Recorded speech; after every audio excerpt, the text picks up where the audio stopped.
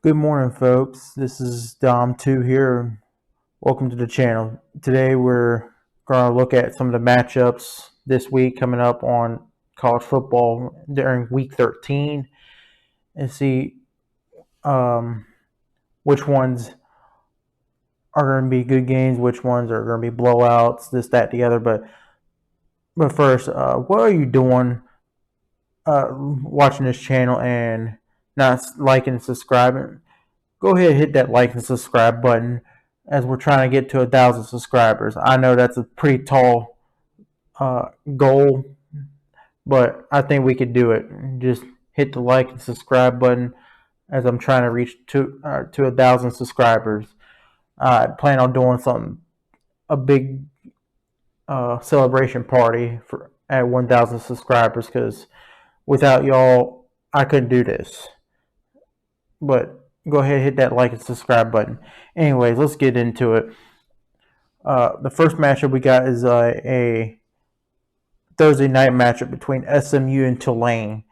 Now, right now, Vegas has a 3.5 point favorite for Tulane, and the over/under is 65. As I go into this matchup, let's see if it's going to allow me to do it. Okay, according to ESPN, they have Tulane's favorite 65-35.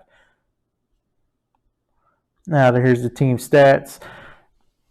So, SMU has a better offense, but Tulane's got the better defense. It's pretty easy. Now, Tulane's coming off a heartbreaking loss to UCF at home last week, so they're going to have to try to recover and beat SMU as, to remain in the race for the American Conference Championship game. SMU's also in the race as well, but they have a little bit more work to do than Tulane does. Because Tulane, all they got to do is beat SMU this week and then beat Cincinnati next week, and they'll be in the conference championship for a rematch with Central Florida. So if I had to pick a winner on this one, I'm going to go with Tulane in the points on this one. Now, the next matchup we got is Navy and UCF. Speaking of which, Navy last week gave Notre Dame a game after they were down big early to Notre Dame. They were able to rally to just lose by 3, but still that ends up being a loss. While UCF, they're coming off a big win over Tulane, so they're looking to win out and meet either Tulane or Cincinnati or possibly at SMU in the American Championship game. Right now, UCF is a 16.5 point favorite, and the over/under is 53. Obviously, Navy is going to want to slow the game down, slow the pace down, run the ball with the triple option offense versus UCF with the spread offense. They want to toss it around into space, give it to their best players. So,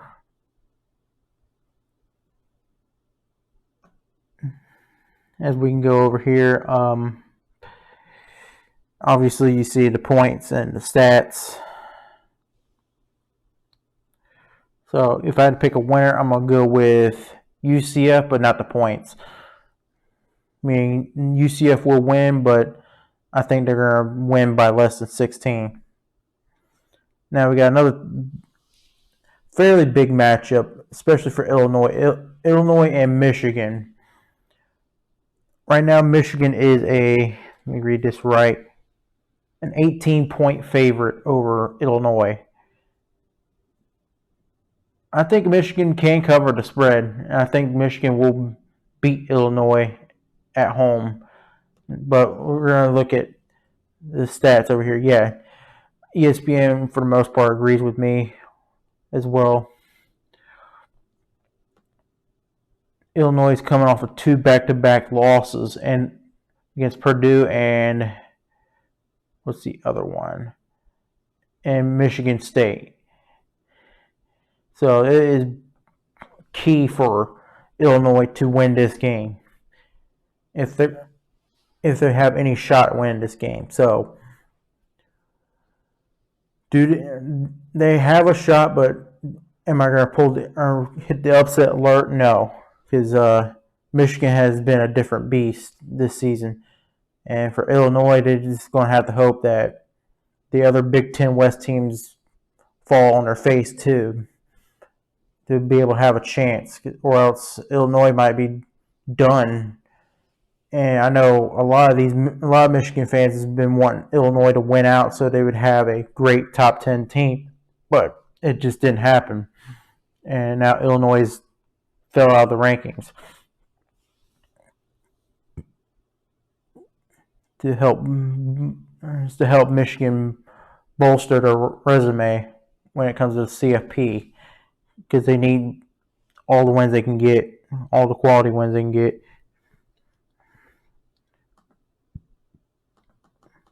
Next matchup is the Holy War between TCU and Baylor. Right now, TCU is a 2.5-point favorite over Baylor. Baylor's still in the hunt for this Big 12 title game. Don't get it wrong. They're sitting at 4-3, but so is Texas. And Kansas State's got 2 losses in the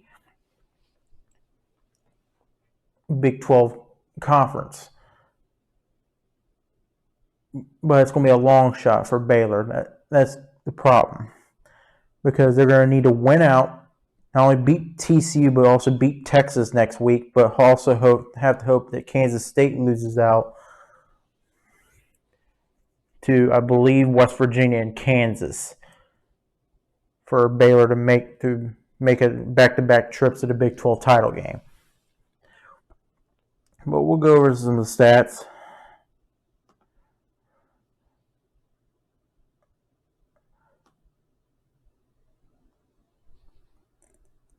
Yeah, 2.5-point favorite. Duggan's got bazillion passing yards. ESPN's got this almost 50-50. And I feel like this is going to be a 50-50 game as well. It's going to come down to the wire, I believe, because TCU is a second half team while Baylor is more of a first half team. So it's going to be a battle of strength on strength. Who's going to prevail? And I believe after Baylor lost embarrassingly last year on the road to TCU, I think Baylor pulls off the upset. I don't think TCU can come back. That's going to be my upset pick of the week, is Baylor over TCU. And it's going to knock TCU out of a playoff spot. Now, they can still have a shot if they win the Big 12 title, but TCU has struggled for most of the season to beat teams, and it doesn't help that their non-conference schedule does not help them out either when they have wins over Colorado, Tarleton State, and SMU. So it's one of the weaker non-conference schedules of the teams that are fighting for the bubble spots in the college playoff. If TCU manages to win and go 13-0, then yes, they should be able to go to the college playoff. Now we got another one, Austin Peay in Alabama. I'm not going to spend too much time on that. It's going to be Alabama win. It's just a matter of how many points they put up on Austin Peay. Louisiana, Florida State. It's going to be another one I don't spend too much time on. I'm going to say Florida State. Florida State's favored by 24 to beat Louisiana. Give me Florida State in the points. Kansas State and West Virginia. This could be a tricky game for Kansas State.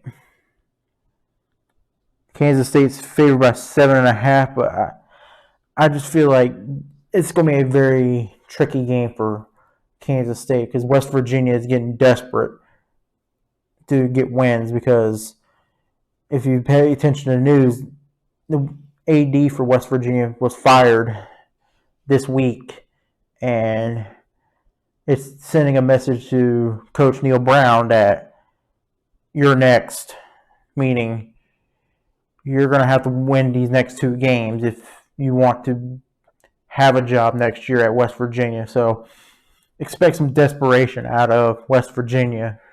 But if I had to pick a winner, I'm going to still say Kansas State gets it done on the road and beats West Virginia. But it might be closer than 7.5. So I'm going to say Kansas State in the points, but I could see this being a closer game, or even possibly West Virginia pulling off another upset.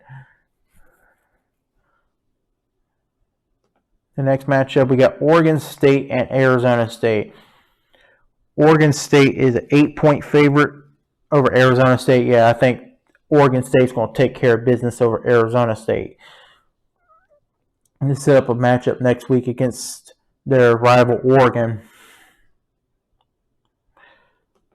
Boston College and Notre Dame. I'm not going to spend a whole bunch of time on this, so it's going to be probably Notre Dame's going to run away with this one because Boston College, they have nothing to lose at this point, and Boston College, it has one of the worst O-line protections for Phil Jurkovec during the season. So expect, and going up against this elite Notre Dame pass rush, it's going to be a nightmare day for Phil Jurkovec. So I'm going to take Notre Dame into points on this one, especially being at home, and they're going to set up a matchup, a top 15 matchup potentially with USC, assuming USC wins against UCLA. We'll get to that here in a minute. Georgia and Kentucky. Georgia already locked up the SEC East, so they're not playing for anything as far as SEC East bragging rights. They're looking to make a statement against Kentucky, and I think Georgia gets it done on the road. They're favored by 22.5. So, and besides, Kentucky's coming off an embarrassing loss to Vanderbilt last week, so they might be more motivated to come out and play harder this week. But I just don't see Kentucky beating Georgia. If somehow Kentucky does manage to beat Georgia, it would send massive shockwaves through the college football world. And we'd be talking maybe possibly Georgia maybe not making the playoff, but I don't see Kentucky beating Georgia. Top 4 teams going to be playing at the same time as well, Ohio State and Maryland. I think this is a trap game for Ohio State, because Ohio State right now is looking forward to Michigan next week. And Maryland could throw the ball around as well. Now, can Maryland keep up with Ohio State? Who knows? But I think they're not going to be focused on Maryland as much as they are going to be on Michigan. This is why I think this is a trap game for Ohio State. And Maryland has a pretty decent offense. We'll go look at the stats. And it's going to be played in Maryland as well. So this is setting up a real nice trap game for Ohio State. According to ESPN, they're saying Ohio State has a 90% chance of beating Maryland. But as you can see right here, the Pineapple Jr., or as he's known, Talia Tagovailoa, he's got 2,100 yards, 14 touchdowns, 8 interceptions. C.J. Stroud comes in with 2,700 yards passing, 34 touchdowns. He's a Heisman frontrunner. So, but the issue with Ohio State is, are they going to be able to run the ball? We all know they can pass the ball, but are they going to be able to run the ball? And then the other question is that, can Maryland exploit this Ohio State defense? This Ohio State defense has gotten better from what it was last year, but I think a good rushing attack would still be able to beat Ohio State. Somewhat of a competent offense would be able to exploit this Ohio State defense. I'll give props to Jim Knowles, the defensive coordinator over there at Ohio State. He's made the defense a little bit better, but there's still a question of, have they been tested? Their biggest test so far has been Notre Dame. And they struggled against Notre Dame. But Dom, they barely beat Notre Dame, or not Notre. Excuse me, they barely beat Northwestern.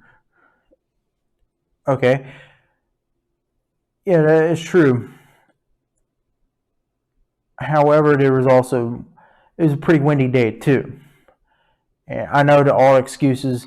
Well, we didn't play that good because of the weather. Well, Northwestern played in the same weather as well, so that's not really much of an excuse. Or their classic excuse was, oh, we didn't beat Michigan last year because of the weather. Well, Michigan played in the same weather as you did. You just got ran all over by Michigan and couldn't stop it. So right now, Ohio State is a 27.5 point favorite to beat Maryland.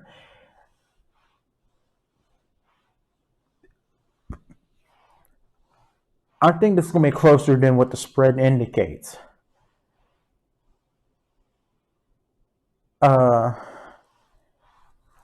And I believe, if I had to make a pick, I'm going to still go with Ohio State, but I could see this being within a 1 to 2 touchdown game.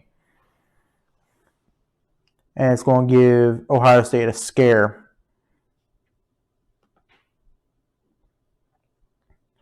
All right.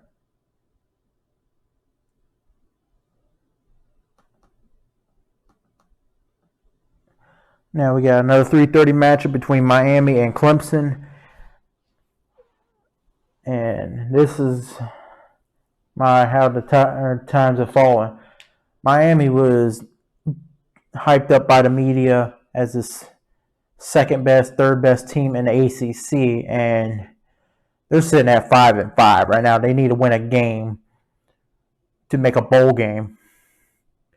This Miami defense has looked awful. Even the offense has not looked that great as advertised. I don't think Miami's going to get that win over Clemson. Clemson is almost impossible to beat at home. You can say all you want to about how bad Clemson has looked this year and even last year, but you have to give them props. They are pretty hard to beat at home. And I think they're going to continue to streak against Miami. Right now, Clemson is a 19-point favorite. I'm going to say Clemson wins, but not the points on that one. I think it might be within a 2 touchdown. I could see this being within 2 touchdowns, or I could see this being a blowout. There's no in between. And if you notice me moving my leg, I'm just having itch my foot. Anyways, I'm getting off talking. Penn State, Rutgers. Penn State is favored by 19 as well. Rutgers is going to be desperate for a win to be able to get to a bowl game. They need to win their last 2. I don't think Rutgers is going to be able to beat Penn State. Nothing against Rutgers at all. Their defense is pretty good. It's just their offense has been terrible. And I think Penn State's going to find a way to beat them. I'm not really high on this Penn State team, but I think they'll be able to make a few plays to beat Rutgers. All right, we got NC State and Louisville. Louisville is actually favored in this game by 4. Oh yeah, let me get Penn State into points on that one. Louisville is favored by 4. So Vegas is predicting a upset on this one.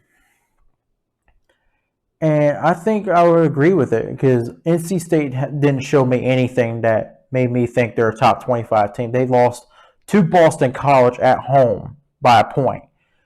I mean, we're talking about a point here, but if you're a top 25 team like this, you cannot lose to a team that isn't even going to go to a bowl game. And that was already known going into the game. It wasn't like a week 1, week 2 game that they fell off a cliff. But, yeah, give me Louisville on this one. Louisville and the points. Cincinnati and Temple.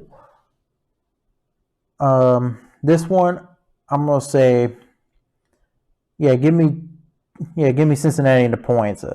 Cincinnati's going to be rolling on defense as they're going to be using Temple as a tune-up game for their next game against Tulane. That's going to decide who's going to face UCF in the American. It's not guaranteed UCF makes it to the American because UCF, Tulane, and Cincinnati all have one loss. But the difference is UCF has tiebreakers over both Tulane and Cincinnati. So another loss by either of those teams, they're eliminated from the American title race. Yeah, give me Cincinnati and the points on this one. Georgia Tech and North Carolina. Georgia Tech has done a lot better ever since they fired Jeff Collins. But them going to have to go on the road to play North Carolina, I just don't see them beating North Carolina. I'm sorry, Georgia Tech, but North Carolina is going to take a win and the points. And for the fourth year in a row, you're not going to a bowl game.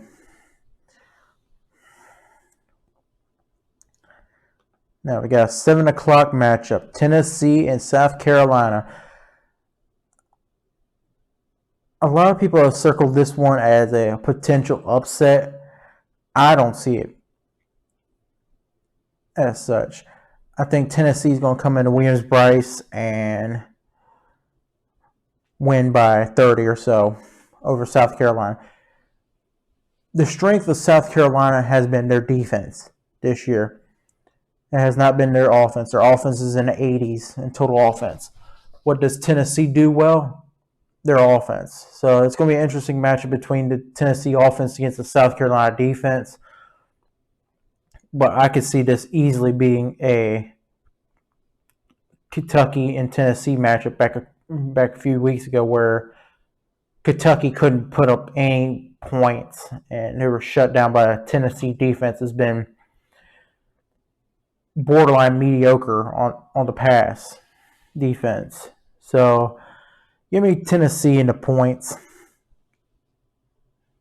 They're looking to run up the score anyways to make their wins more impressive, even though it's South Carolina this week and Vanderbilt next week. Ole Miss and Arkansas. This could be a tricky matchup for Ole Miss. Ole Miss loves to run the ball. Arkansas is great at stopping the run. This is that Arkansas has been terrible at defending the pass. So Jackson Dart's going to have to be able to beat this Arkansas defense in the air. Now, don't get me wrong, Quinshon Judkins has been a beast at running back. But I think to beat Arkansas, you're going to have to beat them through the air because they're going to be loading up to defend the run because they know coming in that Ole Miss loves to run the ball and they're great at running the ball. So right now the line is 2.5 for Mississippi or Ole Miss. Yeah, give me Ole Miss in the points on this one. Road game for them too. They also have nothing to lose either. They're other than maybe maybe a near six bowl, but I don't think that's going to happen because you already have 3 SEC teams ahead of them. The only way that could happen is if you get 2 SEC teams in, and they get a at-large bid in the Fiesta Bowl. But anyways, now we got the Bedlam game, Oklahoma State and Oklahoma. This one has lost its luster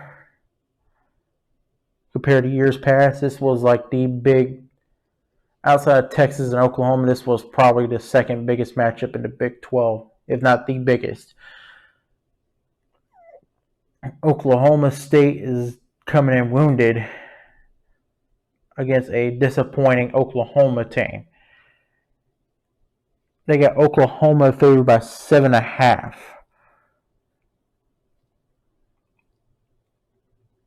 I think this one is going to come down to the wire like it did last year. But if I had to make a pick on this one, I'm going to say Oklahoma. Give me Oklahoma State in the upset. Now, this is going to be the game of one of the games of the week for the Pac-12. This is the fight for survival as far as the college playoff for the Pac-12. USC and UCLA. It's technically a road game for UCLA, but let's face it, UCLA is going to be packed out with 50 fans in the stands for this big-time matchup. UCLA, I think, is better on defense, but USC is better on offense. So it's going to be a bit of a chess match on that side of the ball. I've just not been sold on USC, especially on their defense. Call me a Pac-12 hater, call me a USC hater, I don't care. But nothing has shown me that USC is the 7th best team in the country, excuse me. Especially their defense. Their defense is, I don't know the statistics on, well, we can pull up the statistics on the USC defense, but generally speaking, they have given up 30 plus points to average Pac-12 team. So this is going to be their first big test. Okay, they've allowed 24 points per game, but a lot of teams that they should be blowing out, they've allowed them to become competitive with those teams, such as Arizona, which was the team that UCLA lost to last week. They allowed 35 to Arizona. They allowed 35 to Cal. You get the picture here. It's a good offense for USC. I'm not describing them. It's just that I think they're going to run out of luck during this 3-game stretch. I don't see USC winning all 3 games and getting a Pac-12 title. They could get the Pac-12 title still, but I just don't see them winning 3 games in a row when they have UCLA this week, Notre Dame next week, and either Oregon or Utah for the championship game. I just don't see it. So right now, USC is favored by 2.5. I think UCLA pulls off the upset and gets a win and will cause the Pac-12 to miss out on the playoff once again.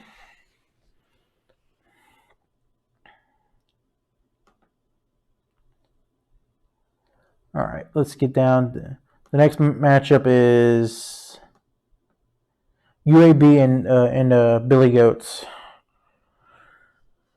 LSU, or as I call them, the Billy Goats, and they're facing up with UAB. UAB is not a bad Group of 5 team, but LSU should be able to beat UAB soundly. 14.5 point favorite. Yeah, give me LSU in the points. Colorado and Washington. Washington is a 31-point favorite to beat Colorado. I'm not going to spend too much time on it. Give me Washington and the points. Now, this is the second game that I was talking about. and final one of the night. 10:30 game between Utah and Oregon. So I'm going to have to stay up for this one, and a lot of college football fans are going to have to stay up for this one. Utah goes into Oregon after Oregon lost a crucial game to Washington last week, trying to recover and be able to fend off a Utah offense that's been humming along. I wouldn't say Utah is as good as Washington, but Utah could still put up some points. Meanwhile, Oregon, they could put up points too against a pretty underwhelming Utah defense by most years' standards. Utah ended up beating USC earlier in the year by holding them off and beating them by a point at home. Now, the difference is they're going to have to go on the road to beat Oregon. Something inside of me is telling me to go with Utah. I don't know what it is. I think Oregon's going to there's going to be a late game mistake by Oregon, and I just feel Utah is going to be able to exploit it. So, I mean, I'm going to have to go with Utah on this one, and Utah's going to face either USC or UCLA. They're going to get a rematch of one of those two. But I also wouldn't be surprised if Oregon wins this one either and get a rematch with UCLA or possibly face off with USC. Now, technically, they wouldn't be able to lock up. Utah won't be able to lock up the spot in the college playoff, depending on if USC, or actually no, excuse me, they would be able to, because UCLA has 2 losses. USC has 1, and then Oregon has 1. So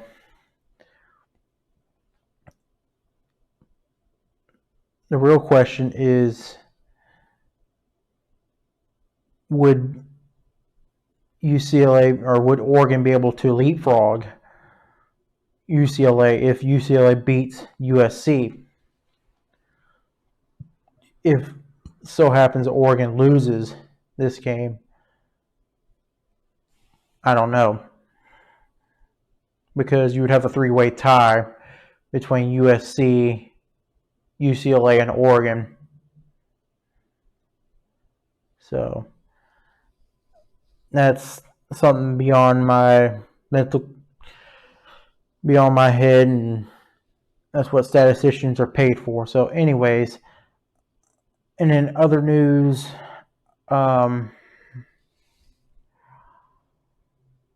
shoot, what I was going to say? I was going to say something, but I done forgot it. Oh yeah, in other news, due to the recent events at University of Virginia, they've decided to cancel the game against Coastal Carolina to allow the players to grieve, and I know it's a hard time for them. So prayers to all the victims in that shooting. So anyways, go ahead and give me a like. Go ahead and give me a like and subscribe to the video, as I'm trying to reach 1,000 subscribers on this channel. I know that's a big goal, seeing where my subscriber count is, but I think we could do it. But we can't do it unless you hit that subscribe button and hit the like button down below. So anyways, I hope to catch y'all later. Bye.